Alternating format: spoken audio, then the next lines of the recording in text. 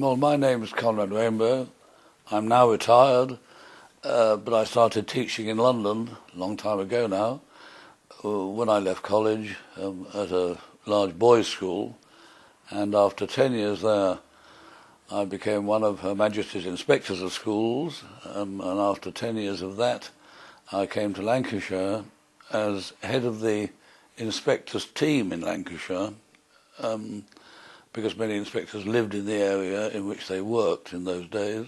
And the county then invited me to cross the road, as it were, from central to local government, and I joined Lancashire County Council and ended my career in Lancashire as Chief Education Officer of the county.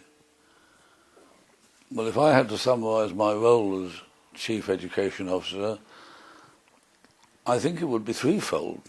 My first responsibility was to make sure the administrative machine was working so that 250,000 parents in Lancashire could get their children to school on time, and that the school was built, staffed, equipped, and so on. The service had to run. I think the second thing was to drive the service forward, collecting ideas from colleagues, some of my own, to improve the service so that innovations we made in Lancashire, such as introducing basic testing in maths and English, no league tables for the first time in England, and many other innovations. And the third, I suppose, was acting as spokesman for the county in education matters, in telling the central government what we were doing, fighting for resources for, for Lancashire in education, fighting for your share of the national cake, as it were. So I put it in those three categories. I think it's difficult to summarise your own leadership style. Other people are probably better judges than you are. As Chief Education Officer, you were seen in two places. One, of course, was within the administrative machine and working with your colleagues who were responsible for making sure schools were built and for serving 180,000 meals a day, or at least purchasing all the food for it, and so on.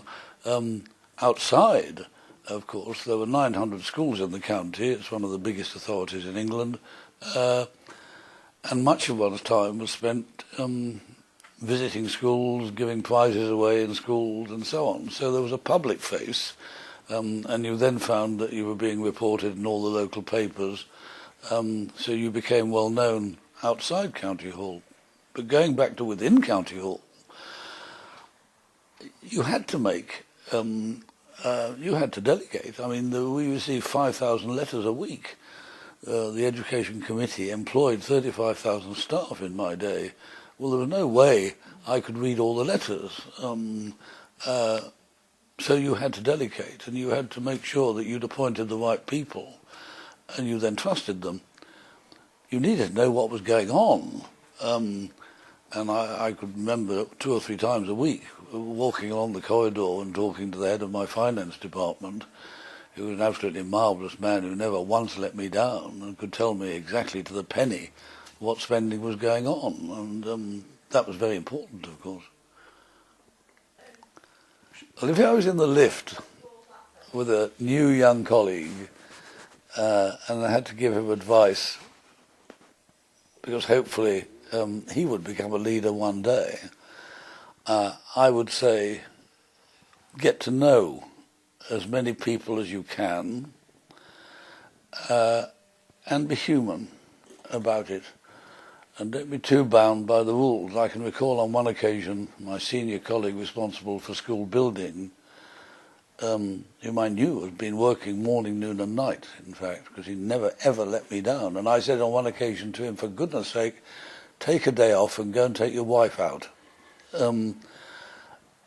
I did try to get to know people certainly working in County Hall. It was impossible in the county, unfortunately, because there were so many people involved, and I always regretted that.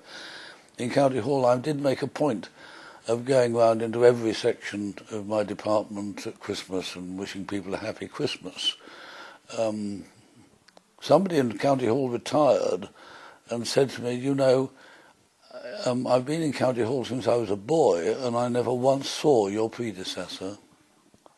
And I think that was a mistake. We all have to make our own decisions, but I think getting to know people in that way, and I don't think you will get the cooperation and enthusiasm of your colleagues in an organisation unless they know what's going on. And I would tell the young man or woman in the lift that I was talking to, you've got to explain to people what's happening. We divided the county into divisions because it was so huge. And after the Education Committee had agreed on the budget, and in my day there were difficult budgets, and I used to go around the county to every division in the county where I would meet headmasters, deputy heads, and also the youngest member of staff in the schools in the division, and explain to them what decisions the Education Committee had made in respect of the budget and why they'd had to make those decisions and what the priorities were. And I think that was, yes, of supreme importance in getting the enthusiasm of colleagues.